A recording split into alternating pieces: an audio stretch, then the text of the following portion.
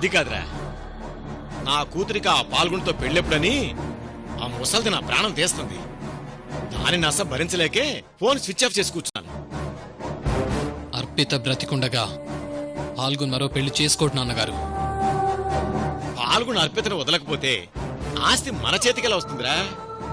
పైగా ముసల్ది నన్ను నానా రకాలుగా టార్చర్ పెట్టేస్తుంది. ఎందుకు నాన్నగారు అంత దిగులు పడతారు? దిగులు కాక ఇంకేముందిరా, అటు ఆస్తి పోతుంది, ఇటు ఈ ముసల్దాని టార్చరు పెరిగిపోతుంది.